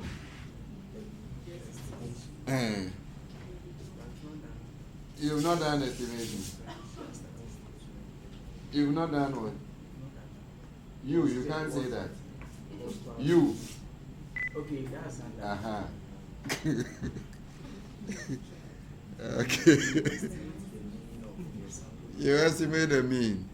Okay, so the principle here is simple. You see the descriptive statistics we talked about, mean, standard deviation, and so forth. The method of moment principle says that I have a data set. I don't know the distribution underlying this data set. But I have been able to collect some sample from this underlying distribution, which is the data that sits with me. So what I'm going to do is that whatever I am computing from here, the parameter, if it is expectation, which is the mean, I will equate it to the mean I'll find from my sample. The standard deviation, I equate it to the standard deviation of my sample. So once you do that, you solve it simultaneously. Then you get estimators for the unknown mean. Is that okay? So it means that if the distribution, yes. Okay. So, we have a random variable. The random variable has an underlying distribution. Now, in the estimation principle, what happens is that you have the data that sits in front of you. So, for example, what we are dealing with, even though it's 6,007, that's not the only place from that country. So we have a sample. How are we able to determine what will happen in the entire country? That's a population. The principle says that whatever I have at hand, whatever I want from the population, that I can use what I have now to find it and equate it to the unknown. Because it is the unknown that we want, but I have a data set now. So for example, what is the average claims in the entire, let's say, United States? Okay, some are yet to come, some have already come, and then policies are being sold. Yeah. So that expectation, we don't know. But the data that we have now, we can find the mean, and we say that mean is equal to what is not known. Okay. Now, if the distribution we are using has several other parameters, then we need more equations. Because you cannot have one equation with two unknowns and solve two. SHS, we say simultaneous equation, they give you two equations with two unknowns. If there's three unknowns, you won't be able to find it. You need three equations to do so. So that's the principle we use here. Okay? Yeah. So how do we now bring it to R? Well, because this is basic, usually you don't have packages giving you moment estimated. Because, for example, if the exponential distribution, how many parameters does the exponential distribution have? It has one. So it means that all what I have to find is the mean. So the expected value is the same as the mean from the sample. And that gives me an estimate, which is quite easy. Okay. So if I have a data set, I find the mean and I say I have an estimate of the parameter of what the exponential distribution. That's the concept. And the moment estimation. Then we also have what we call maximum likelihood. So that principle is this, that I have a data set. Then I assume that, okay, the mean of the exponential distribution, that must be some positive value. Okay. So, if I form a likelihood, which is that each of these values will come from an exponential distribution. So the product of it gives me the likelihood of me getting this data set. That's the probability of recording that data set. Okay. So the values of the parameter, okay, that's unknown. That will give me the highest probability is what I'm going to use as the estimate. And remember that I said it's positive. Positive then it means greater than 0. We have so many. So which one do you use? It means that we need to now borrow from mathematics, and that's why you do calculus. You cannot do statistics or actuarial science without mathematics. Because now, this same problem that we are talking about, now finding the likelihood, we must state it in mathematical form. And I said the maximum, the likelihood, the highest likelihood, which means I must now find my probability and solve it as a numerical problem in which I have a curve or a surface, and I'm looking for the maximum height. How do we do this in mathematics? That's a calculus. Okay?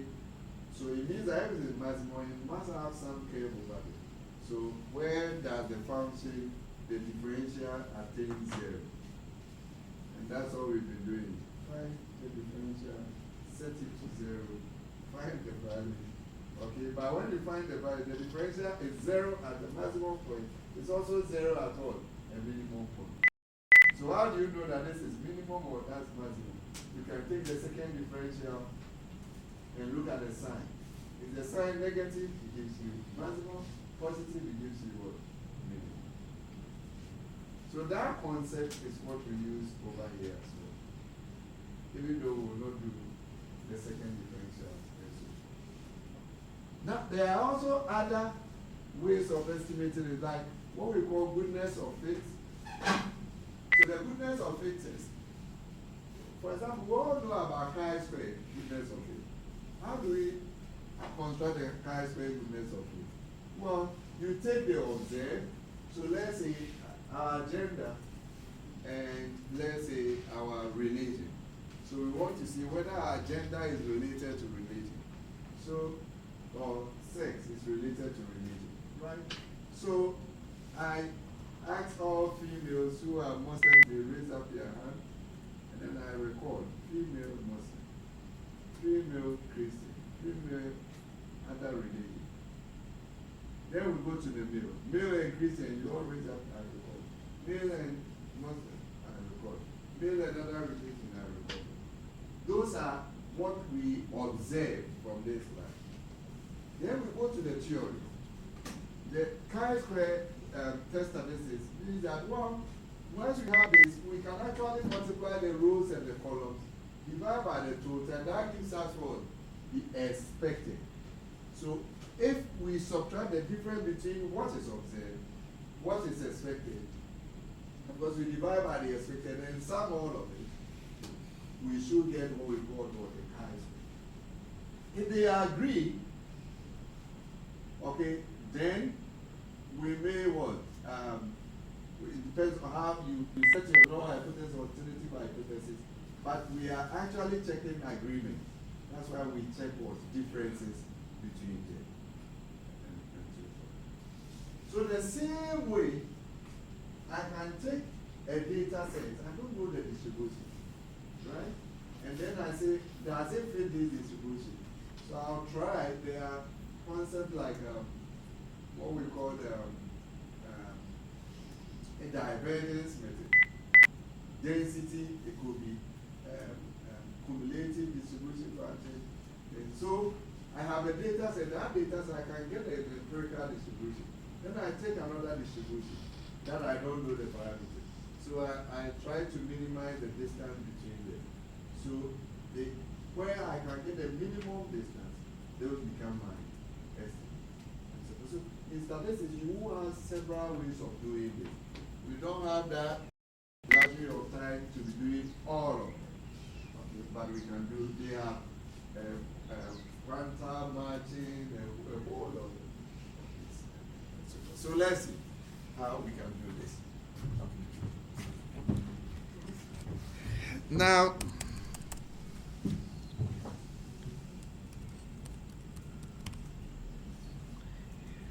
so to make life easier, R has some packages that can perform some of these things for us. Right. So we have fit dist.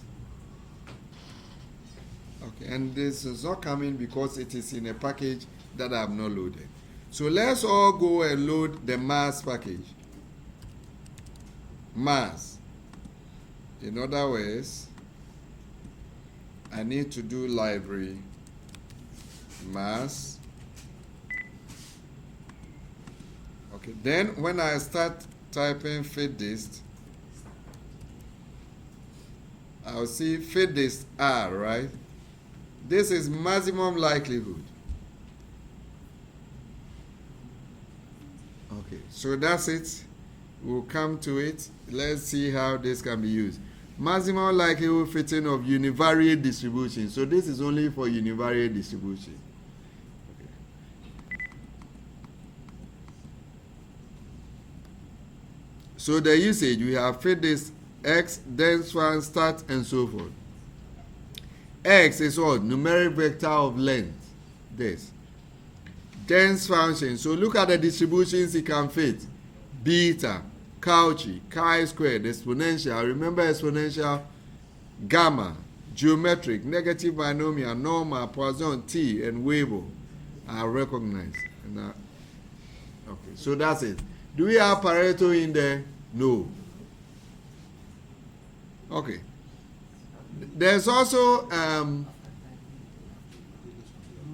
a package called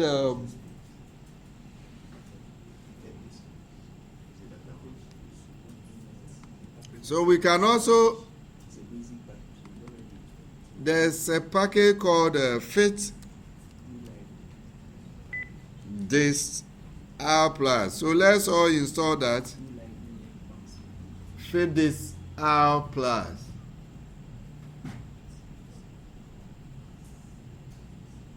So you go to packages, install, then fit this. As soon as you are doing, then it will come up, pop up. You select this R plus.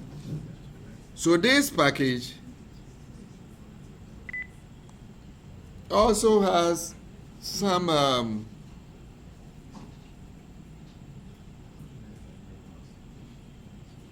so load it.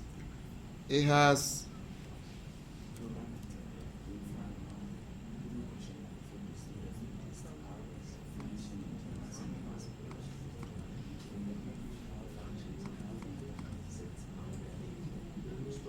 it has fit this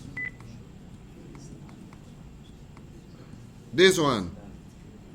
So fit of univariate distributions to non-censored data. You've done your survival analysis? Not yet. It was an elective. Who did survival analysis?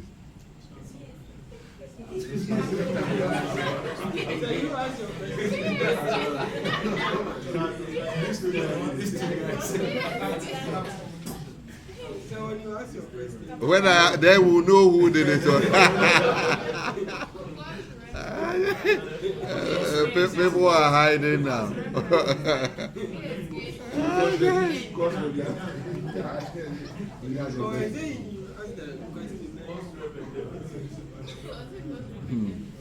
So this also fits univariate distribution to non-censored data, but it has more of these distributions.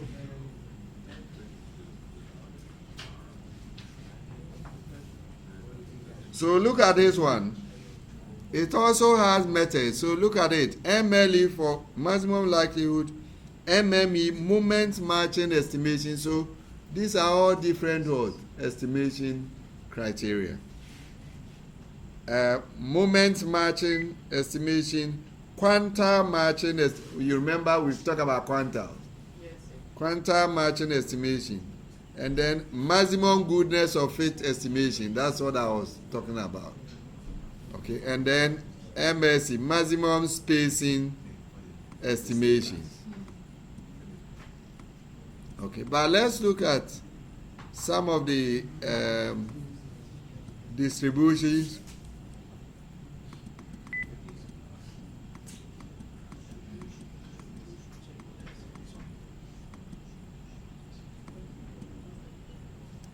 So this R is the distribution. Naming the distribution which corresponds to density D name, the corresponding distribution function P name, and the corresponding quantile function Q name as successor or directly in the density. So there are so many of them. Yeah, so it depends on which one you select. So the MLE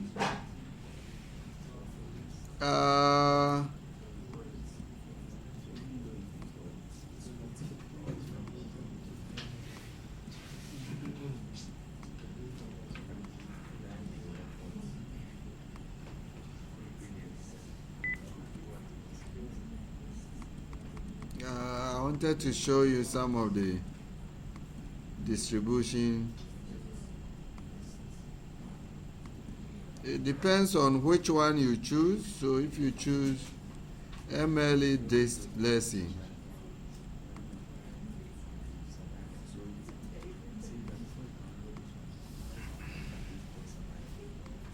so this does not also show us the distribution.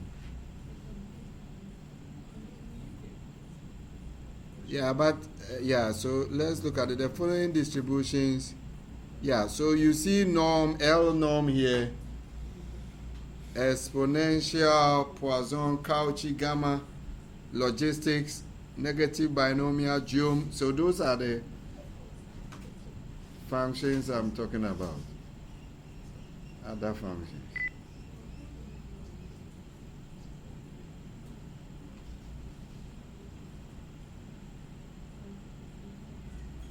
Okay, so now let's see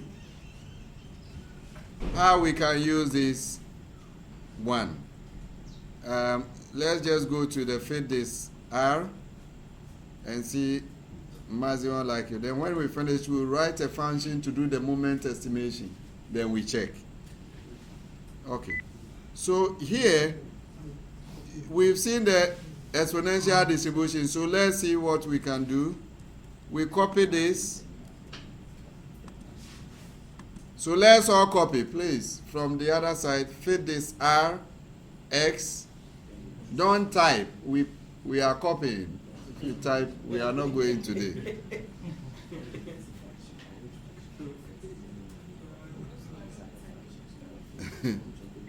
Please, have you copied, paste, and then we all move on. You do question mark fit this R like this. Run it, it will come to this. Then copy the usage. Are we okay? Good. Okay, then X. So X here will be our data, right? So let's start auto claims. X is equal to auto claims. We are all doing it together. We won't finish and you say you can't copy. Or you, so let's all do it together.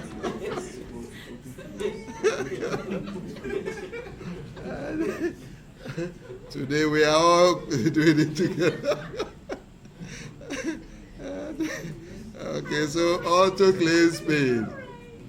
Don't let it shift to the other side. When it is then after the comma, you press enter. Then it comes to the next line.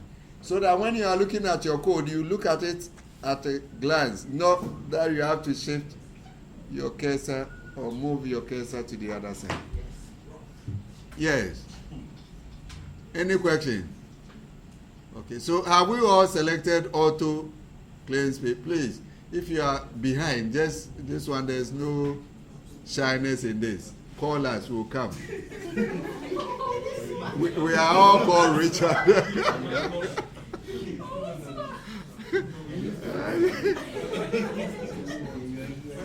If you are shy, just raise up your hand. Don't raise it high. Just like this, I'll see it.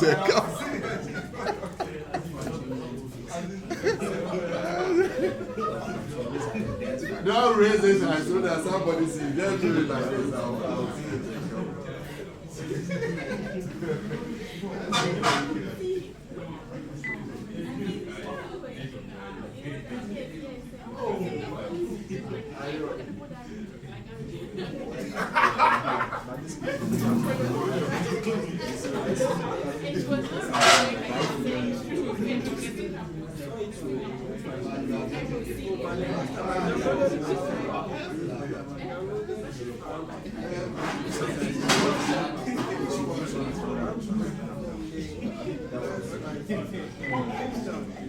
So far as it's automatically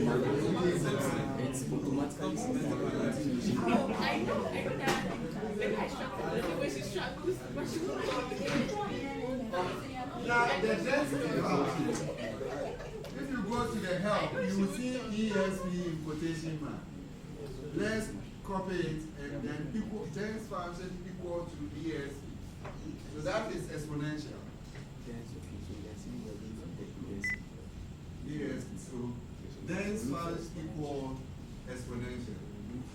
Not the whole exponential, it's just ESP. So you see it in there. It's exponential, rather. Okay, yeah. So let's just copy that. You copy it together with its quotation marks. It's a string. So equal to exponential. As for start, we can leave these ones.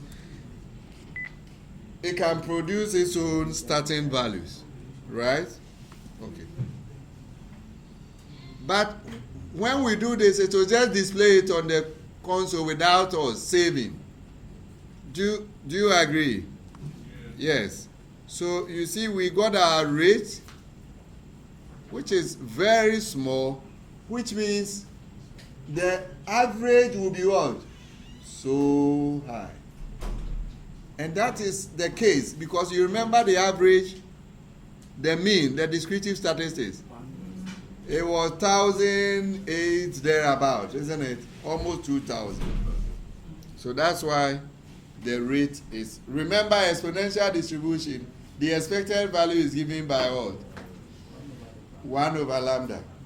And lambda is the rate we have computed. Is everybody okay with this? Good. Okay. So this is the maximum likelihood estimate for lambda of the exponential distribution. Please, are we okay? Good. So this is MLE.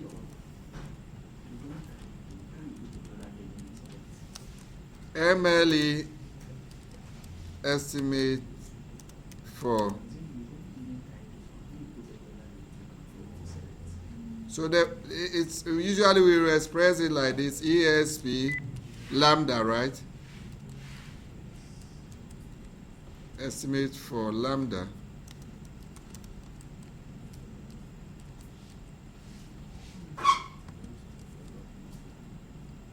in. So that's the exponential distribution. Do we have a marker? No, I did not bring some, sorry. But if you write x is ESP, then we write f of x lambda e to the power negative lambda x. That's it. So that's a lambda.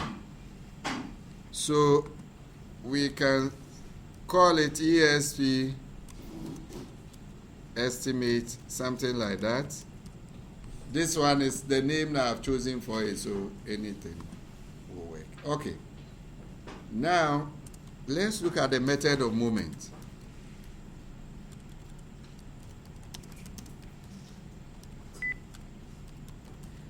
Do you remember the movement? I said the principle is that the expected value of the parameter, okay. So the distribution we are dealing with is this. Oh, sorry, like this. ESP lambda. What does that mean? It means that f of x is equal to what? Lambda e to the power lambda x for s0. Right. We've all seen this. What is the f of x? 1 minus e lambda x greater than 0. This, we can get what we call the quantile function. What you were sorting, the one you plotted against. How do we get that? Well, it says that you, f of x, remember this is what? A probability, right? Okay, so it means that I can have E1 E lambda x is equal to P.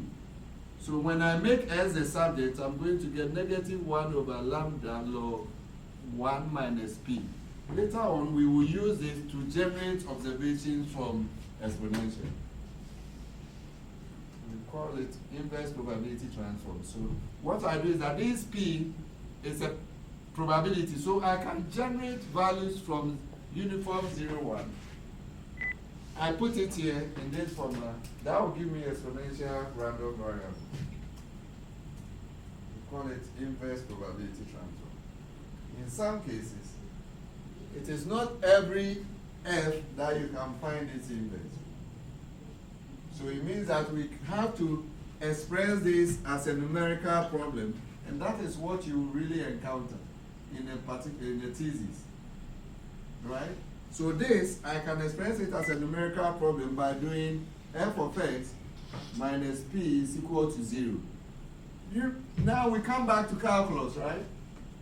This is like solving the zeros of a function. So all I do is that I program such that I can only generate observation if this equation is almost 0. And there's a paper on this that I'll give you. I think you do a project and then we add some practicals to it, practical exams. That will do. Yes. Okay, so now method of movement. So here, the expected value of x is what? Is what? 1 over lambda. Okay. So that's the mean of the population. Then when we take our sample, we have what we call what? S bar, isn't it? So for us to be able to find this, all we are saying is that the expected value of x will be equal to S bar, isn't it? If that is the case, 1 over lambda will be equal to what? S bar. It means that our estimator is what? 1 over S bar. So what this moment estimation is saying is that if we have a data set, we should find the mean, we find the inverse, and we have an estimator for the lambda. Isn't it nice and simple? But later on you realize that it's not. Because this is just one. But if it is 2, we need to solve the equations and so forth. So let's quickly do this. Now, how do I write a function to do this? So you see, writing a function now comes in. In fact, for R, all you need to know is how to write a function. The rest, you don't need to worry yourself. Because everything is like function. Everything. What we did, the fit this R is a function. Then we pass in arguments and then we got our results. So that's it. So let's see how we write this function. We call it mom.esv.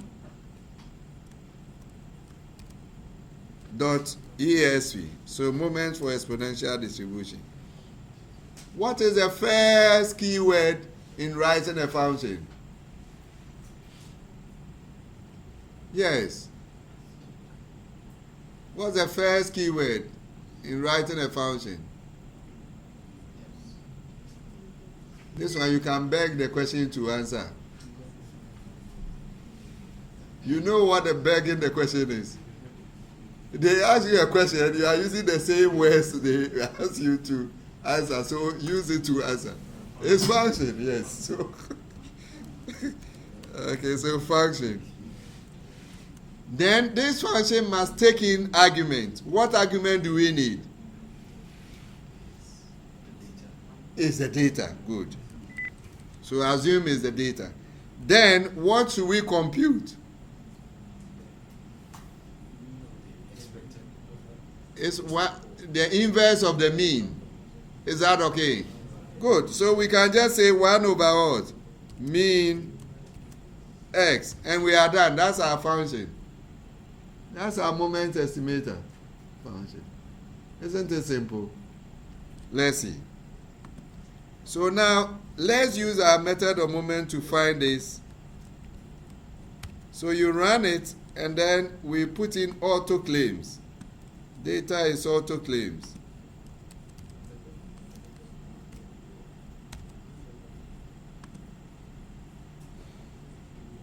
Object. Okay. I made a mistake. Who can tell me why I'm getting an error? The x and the data, yeah. I cannot pass in data and then I go and compute x. So what will be the correction? Either I change the x or the data, so maybe I change x to make it easier. So it means this place should be x.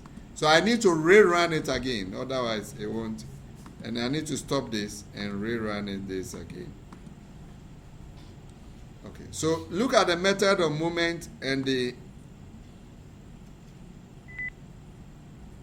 You see they are almost the same. Sorry. So that e to the power negative is the same. So let's see. Rate, if I estimate. So this is the maximum likelihood. Let's look at the method of moment. So 0053, they are the same, right? Remember, and this theoretically, they are the same. Because the method of moment estimator and the maximum likelihood estimator is what? The same for an exponential distribution. That's it. Do we still have some more time? Yes, I want to close around maybe in 10, maximum 15 minutes. So I want you to, let's do 1 for 2 gamma distribution. Quickly. So please, quickly finish this, then we can do gamma, where we will have 2. I don't want us to go through all this or finding that. So you have to just look online and tell me the mean. If I have a gamma distribution, what is the mean and the variance? Remember, the gamma will have 2. Is there? That's right. There is. Okay, good. So the gamma distribution will have 2 parameters.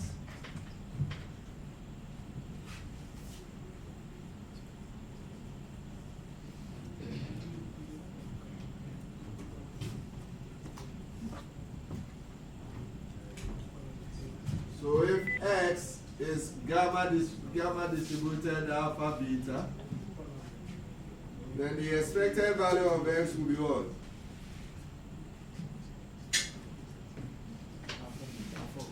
Alpha over beta. Remember, successive exponentials form what? Gamma. So this one is like we have alpha gamma, alpha beta, alpha exponential that we what? In a convolution will give us what? These beta. So each of them is an exponential with parameter 1 over beta. Sorry, with beta as the parameter. Then the variance of X is what? This what? Alpha over what? Beta squared. So this, we can go into fit this R and find the maximum likelihood distribution.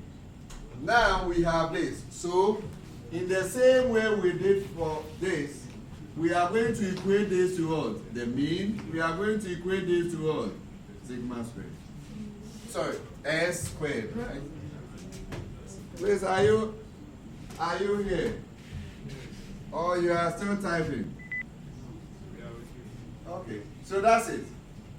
This part is what we are going to use to formulate our this. So it means that we need to find alpha and beta. We have two equations, two unknowns. This we can find it from our data. This we can find it from our data. But we don't know alpha, we don't know beta. So what do we do? I think I need to on the line. Yeah. What do we do now? You need to solve this, right? Quickly.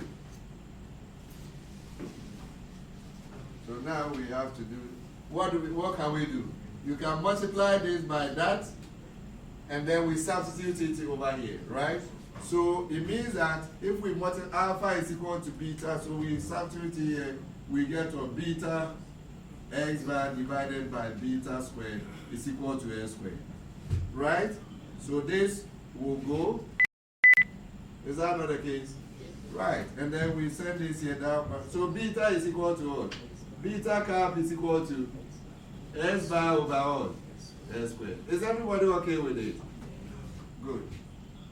Once we have this, we can get what? Alpha, because alpha is what? Beta times that one.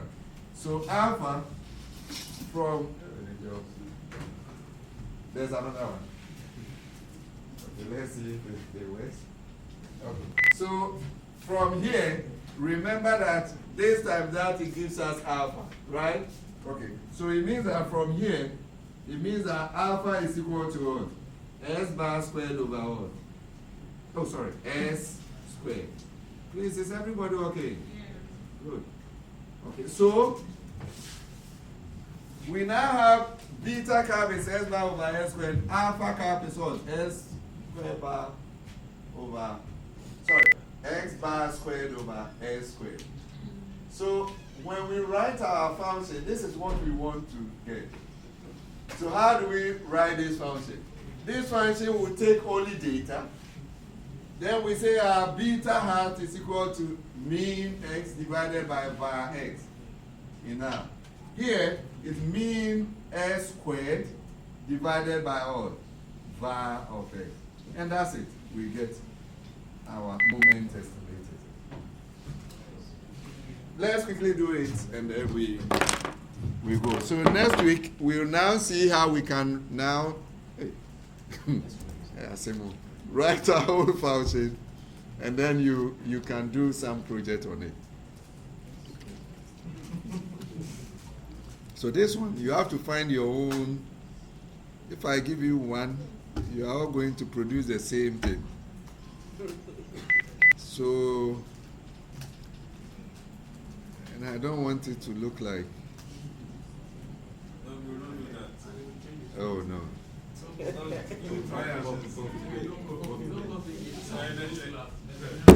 You've not even done any assignment yet, right? So we have to give you some assignments.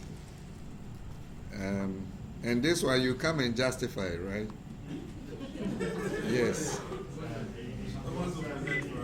Yes, when you finish, a group, I will ask you questions individually. That's what we've been doing now. This AI time. So, when you finish, for me, if you do it, I don't really care, but you must defend it. If you can't defend it, we don't have a case. Is that okay? You have to tell us that you use AI, that you can defend it. That's why you won't have a case with me. But during exams, you can't use it. Assignments, I don't mind. You can use it, but make sure that you can defend. If you can't defend, then it's better than not doing it.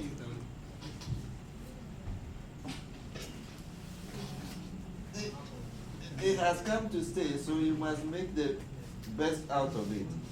But as I said, the ideal thing is for you to know, and then it helps you. Now, some are making it the other way around. Okay. So now let's see. Let's do our moment estimator for the gamma distribution quickly.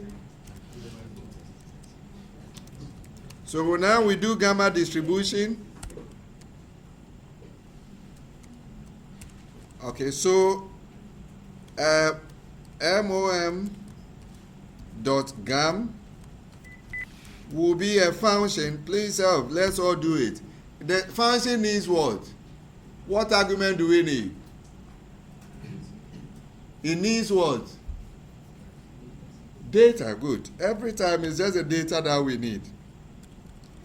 So maybe, okay, let me use data, but I don't like the small data it's actually a function. That's what we use in loading. So you should always avoid using keyword as your object. It masks what is in R. Good. Oh, sorry. It should be curly bracket. That's why we are getting curly bracket. Then you do it like this. Good. Okay. So first of all, we must have beta hat. Beta dot hat. And why am I writing it like this? Because in statistics we'll do a beta hat like you have over there. So how do I find that beta hat is what? S bar divided by S squared. How do I get this in R? It's mean of what? Data divided by what? var of what? Data. The reason why I use data with capital D is that small data is what we use to load data. So sometimes if you do it, there's a conflict. Good, okay. The next one is what? Alpha dot hat. How do we find that one? How do we find alpha dot hat? So into bracket mean data, then we square it, and then we divide by what? Var of S. Oh, sorry, not var dot test.